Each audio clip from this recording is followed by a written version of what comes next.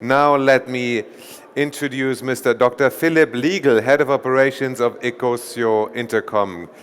That is an all-round provider of EDI services, optimally prepared for Industry 4.0 and flexible supply chain management. ecosio allows businesses of every size to continually optimize their business processes. Digital transformation has disruptively changed how companies interact with each other. Processes become more and more automated, and the IT systems of companies start to directly communicate with each other. At the very end of this digitization chain lies the exchange of electronic data between companies. What are the most important approaches and standards used in the EDI domain? That is what Dr. Philipp Liegl is going to talk about. And surprise, there he is! Thanks. Thanks for the great introduction. Actually, I wonder who wrote that great text. Okay, thanks. My name is Philipp Liegl. I'm coming from the company ecosio, and I'm going to talk about EDI interoperability wars today, the standards Awaken. So who of you has not seen the new Star Wars movie? I guess yes, there are some. So there won't be any spoilers, I swear. I'm way too afraid of the Disney Corporation suing me for any copyright infringements. So we'll go with the regular pictures. And there is one picture. Actually, I do have the copyright on that one, because it's mine. A few words to myself. I studied business informatics at the Vienna University of Technology, where I specialized in B2B technologies and EDI technologies. Later on, I continued to work in that domain in the automotive industry during some internships at BMW in Munich. And finally, and eventually, I co-founded ecosio in 2012. Okay, enough about myself. You're not here to hear a lot about myself, rather about electronic data interchange. So what can you expect from the next 25 to 30 minutes?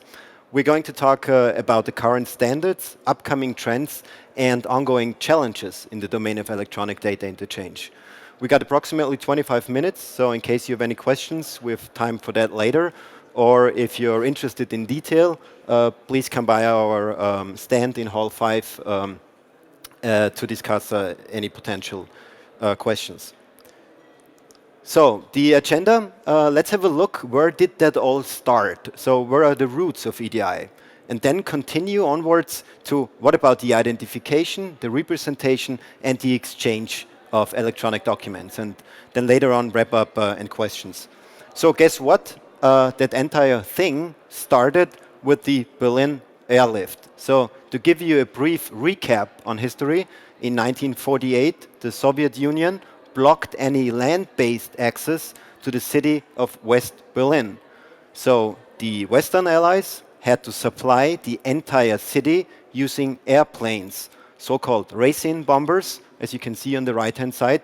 And those planes were used to bring in any material which you need to run a city. So not just food, but also medicine, coal, petrol, and clothes, and also and all the kind of stuff.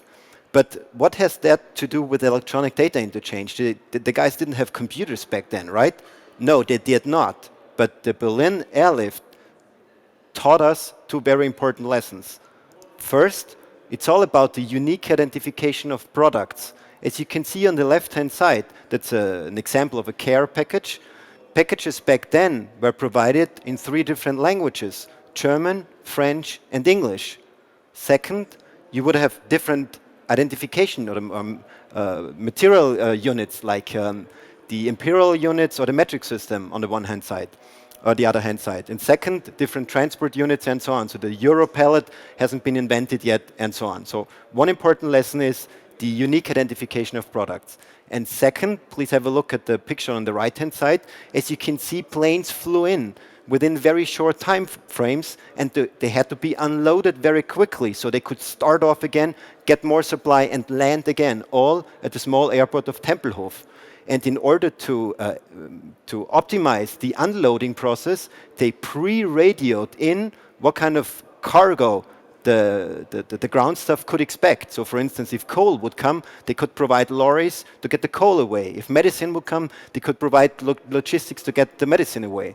So the advanced shipping notification was introduced, a very central concept we are using today in electronic data interchange. So finally, a nice sentence, the information about the transported goods is as important as the goods themselves. It's not by me, but by Edward Gilbert, who later continued to work on electronic data interchange standards. And today they still award the Edward Gilbert Award for outstanding achievements in the area of B2B integration and EDI. Okay, but then let's try to get a definition for electronic data interchange. It's not a single technology, but rather a set of concepts we employ. And if we try to provide a definition, we could say it's the exchange of structured electronic documents between software systems of different companies with minimal human intervention. And as you can see, that's an example for a typical retail scenario. A manufacturer or a production scenario, a manufacturer orders something at a supplier. Before the goods are shipped, the supplier announces the shipment with an advanced shipment notification, and finally, the goods are exchanged. So, I mean, it's not as fancy and cool as robotics and self-driving cars and artificial intelligence, but it's at the very core of all our supply chains. You would have nothing to eat, you would have nothing to drink, and you would not wear any clothes if that technology would not be in place, not to mention airplane technology, cars, and so on. So it's very central, but also very invisible. So let's start with the necessity of unique identification. That's a slide I asked one of my students to do, so since I'm a lazy guy. And I said, get a unique representation for the term screw and try it in different languages. So he did. So he looked up stuff on the internet, and apparently he got one word terribly wrong. It's the French word. It's tire-bouchon, for instance. It does not mean screw, but it means the figure screw you would perform when you jump off a cliff into the water, or cliff into the water. So essentially it's a sort of screw, but it's the figure. So you see, natural language is really bad to identify things. And when it's about electronic data interchange, it's all about the unique identification. Or as the IT geeks would say, it's all about the primary key. And natural language, very bad primary key. So in addition to the unique representation of things, we also have to consider products and services, as well as the participating partners. Who's the ordering party? Who's the ultimate consignee? Who's the invoice recipient? And so on. Second, we need a unique and clear representation of the exchanged information. We cannot use paper. We need a structured electronic representation. And we need an exchange protocol to get the stuff from A to B. So, question to the audience, how many companies do you see? I'm not sure whether you can read it appropriately, but apparently there are 4 different addresses, and they are slightly different. So, at the lower right-hand side, it's written in French, at the upper left-hand side, the typical German address, and so on. And you as humans, with your cognitive capabilities, immediately can say, this is the same address. But for a machine, this is entirely different. The machine sees 4 different addresses. So what we need is not a postal address. It's fine for the postman, but it's bad for the machine. We need a unique representation for the company. And that is provided by numbering schemes. So numbering schemes can then be used to identify companies, products, and services, as well as transport units. And one solution is to employ a common code scheme, which is maintained by a central body. So by central, I mean worldwide, and which guarantees that no duplicate codes will be issued and that the single code is internationally unique. And what you see at the very bottom is our GLN, Global Location Number, which is unique to the company ecosio, and it's only owned by us. No other.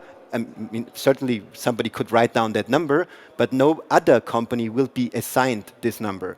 So that's guaranteed by GS1. And it's not only about the identification of the company, it's also about company departments. So a company may have multiple GLNs, so even a company department may have one, down to the unloading point. You can see there are 3 unloading points. The very single unloading point can have its own GLN. Okay, tired already? I told you it's not as fancy as robotics and self-driving cars, but still quite interesting. Yeah, okay, I'm glad. Good to hear that. So A Red Bull would be nice now, right? You know, refreshing, a Thursday, and you're already tired, but the Red Bull would really kick in. But where does that Red Bull come from? Apparently from a retail store. And how does the retail store replenish Red Bull? Well, probably some apprentice or employees going down there in the aisle and seeing, oh, we ran out of Red Bull, telling his boss, boss, we got to order more Red Bull. And the question is probably, yeah, what do you mean by Red Bull? Do you mean the sugar-free or the regular one? Do you mean the 250 milliliter can or the 330 milliliter can you can see here? Or do you mean the Red Bull Cola? So you see, but what do you mean by Red Bull? It's way too generic. So we need a unique identification for the product. And luckily, we can turn around the can. I don't know whether you ever did that, but there is a nice code on it. The thing you will probably recognize first is the barcode, but it's just a machine-readable representation of the code which is written underneath it. And we refer to that one as the global trade item number. It is based on the global location number of a company, and it guarantees that no other can on this planet will have the same number. So it's very unique to the Red Bull 330 milliliters can in this case. And finally, since we need to ship the things from A to B, there is also a solution to identify pallets, again based on the global location number. We refer to as serial shipment container code. And there is a truck depicted on the left-hand side, and as you can see, every transport unit has its unique code, which is scannable and facilitates inbound logistics.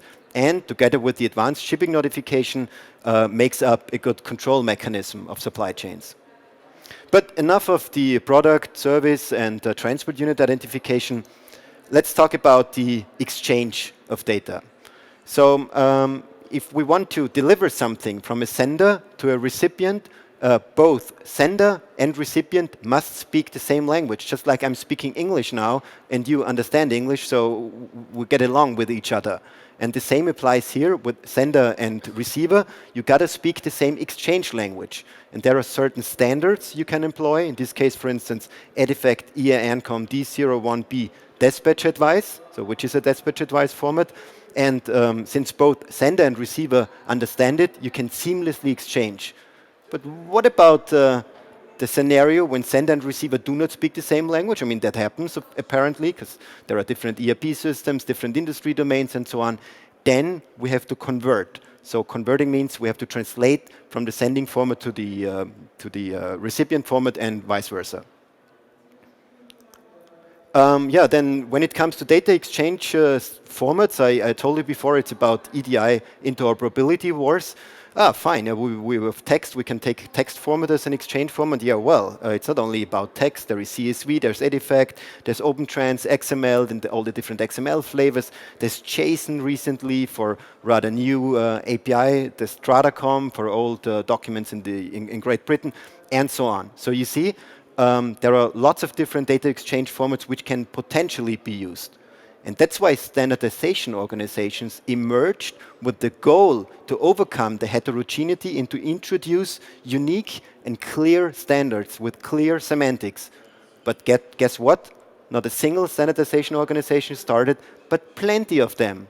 So today, and that's just a little overview, we have, for instance, GS1, quite famous in the retail domain. We have ODET and VDA in the automotive industry. We have DUNS, AS, CX12 in the United States, OAIG, and so on, you name it.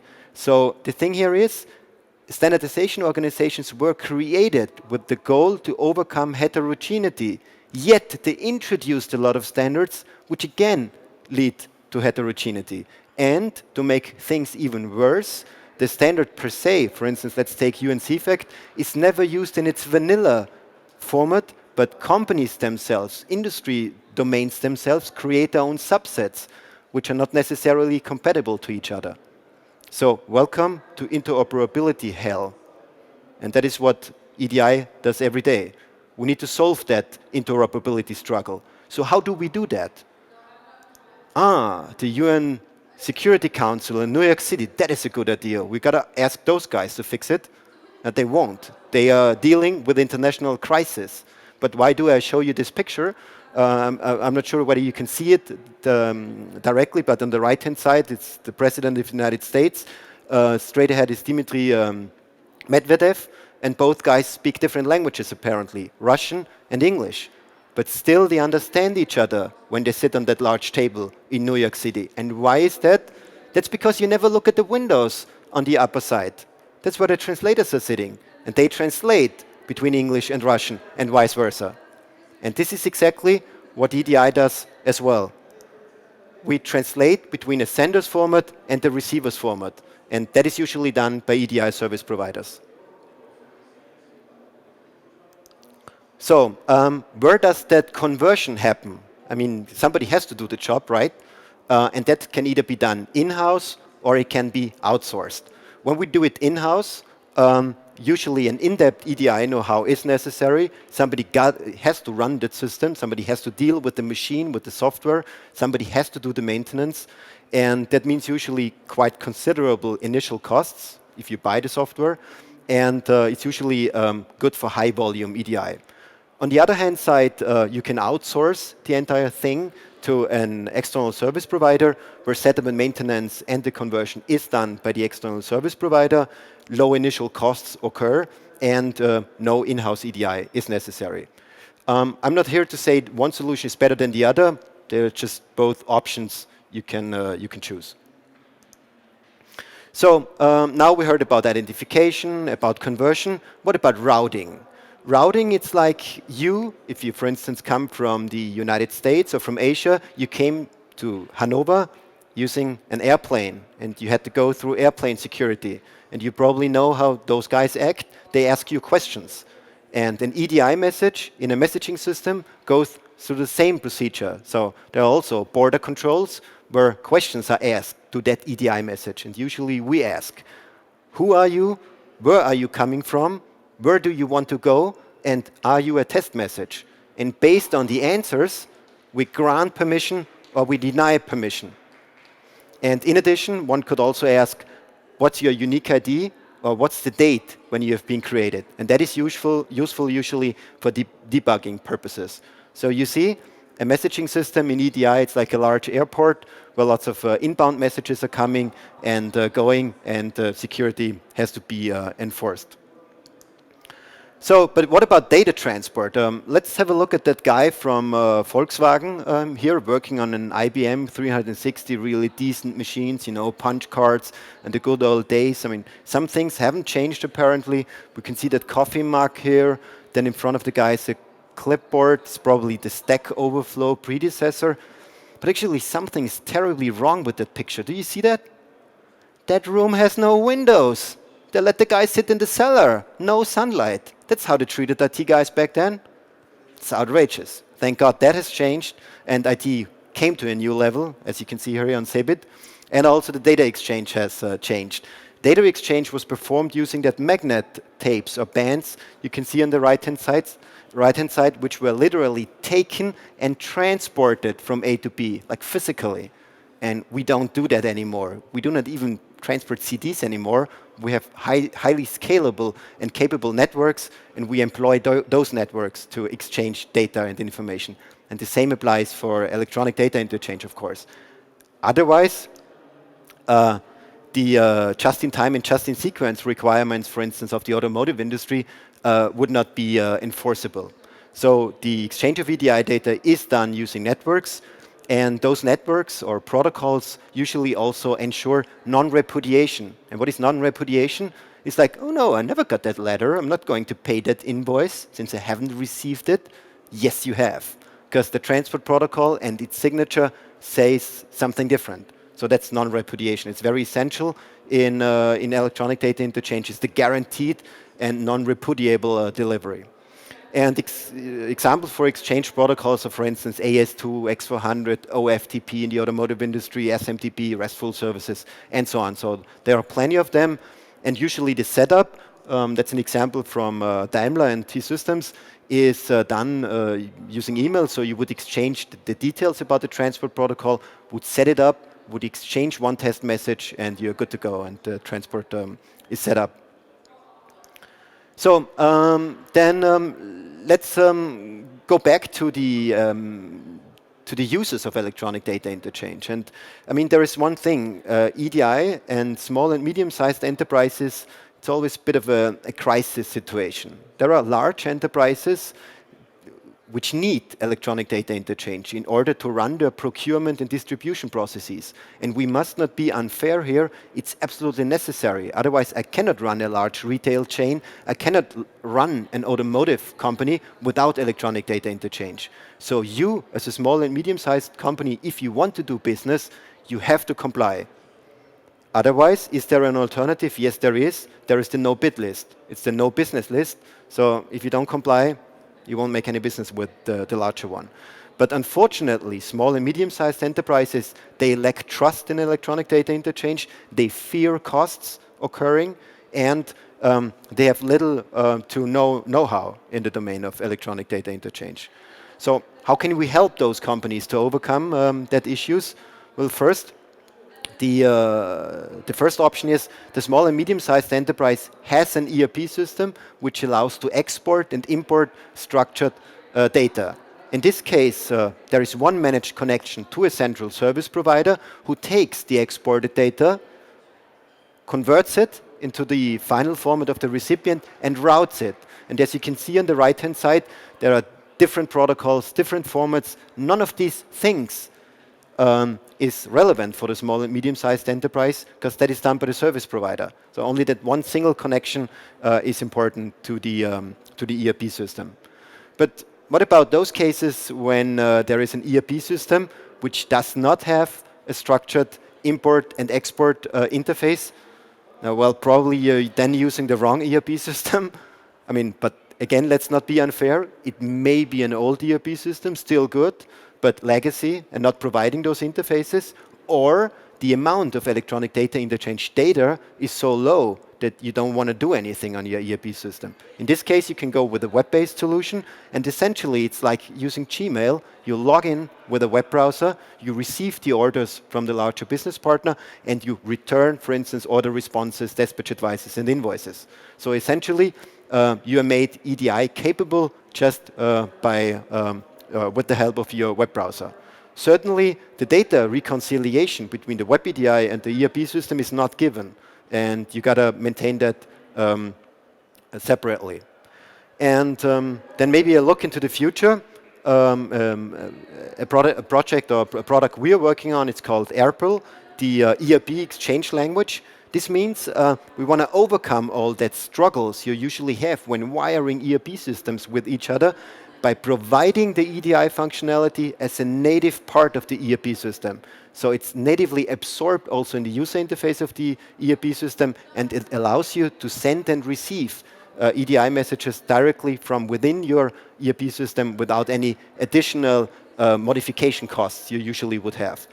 And the benefit is that you have full monitoring in the ERP system, you have full text search in a Google-like manner, for instance, searching for IDs, business partners, and so on.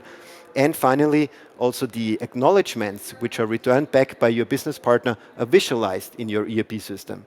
And administration staff really likes that idea, because if you send, for instance, an invoice, the traffic light turns yellow because nobody knows whether the invoice is at the final destination or not yet. But as soon as the EDI protocol acknowledges the receipt, the traffic light in the ERP system turns green as well. So it gives you full control of the end-to-end process. So, to sum up, I mean, you were really tough here on the last few minutes on that EDI topic. But what to take home from this talk? EDI processes are a prerequisite for efficient interorganizational communication. There's no doubt about that. Large enterprises and medium-sized companies need it because it's their daily business. They cannot run their core processes without it. SMEs must comply with the requirements, unfortunately. But when doing EDI, they may also benefit. For instance, in regard to invoice, the invoice is received faster and usually also paid faster. And in case of different EDI standards, you got to use an EDI converter. And similar to mobile communication, you usually employ service providers for the EDI exchange. So this is it. Thanks for your attention.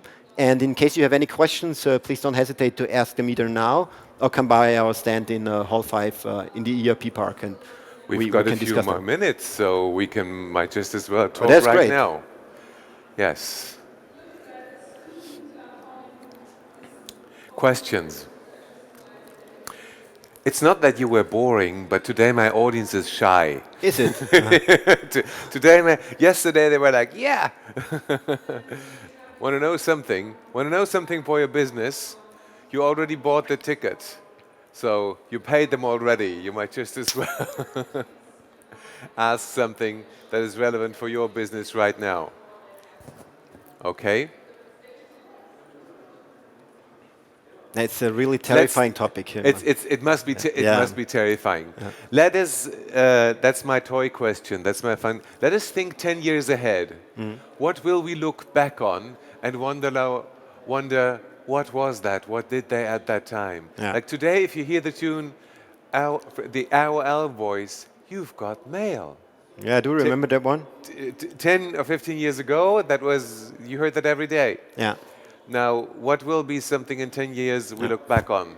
In my opinion, there will be two major points. First of all, we will see messaging becoming a first-class citizen of ERP systems. ERP systems typically used to be a thing for maintaining or administrating data inside a company. But the terms when we thought inside the company are way over. So it's all about interchange of information, and ERP vendors and providers and customizers will have to respect that changed conditions. So that's the first thing, that messaging will become more and more important, and the exchange of structured information. And second, in regard to the topic we heard today, the interoperability wars, we will surely see a consolidation of the different standards towards a few key technologies. So that really large garden of different standards we have today will shrink down to a few. And why is that, for instance? Let's talk, for instance, about the electronic invoice. It's probably that thing everybody can think about, because we all hate invoices, but need invoices. And there is a EU directive coming in 2018, which will mandate any public administration body to accept electronic invoices in a standardized EU-wide e-invoice format. And that EU invoice format is currently being standardized, and it will be released by 2017 or 18. And there will be two syntaxes at the moment.